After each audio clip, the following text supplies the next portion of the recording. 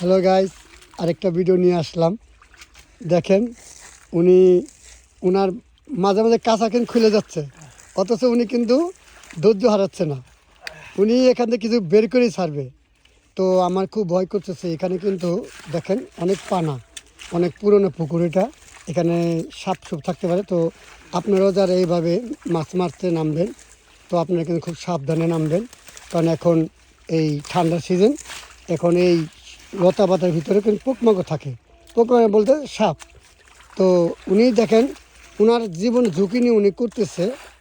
তো উনি সাপেকে ভয় পাচ্ছে না। উনি নিজেই মনে এখন দৌড়দস্যু হয়ে গেছে। উনি ঠান্ডা নাই নে দেখেন, উনি কাঁপতেছে। উনি যে কী করবে, উনি দেখেন উনি পড়ে গেছে। উনি যে কী করবে উনি নিজে বলতে পারতেছে না।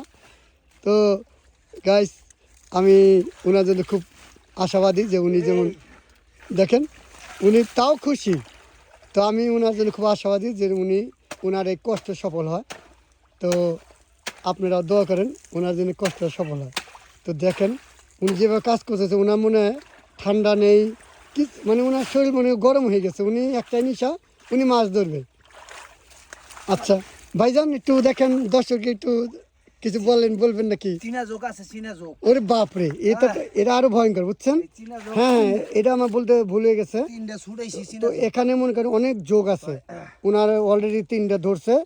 তো আমি দুঃখের বিষয় দেখাইতে পারলাম না। উনি এই যোগ নিয়ে উনি এই মাছ মারবে। সবাই আচ্ছা, সবাই ওনার জন্য দোয়া করে রাখেন।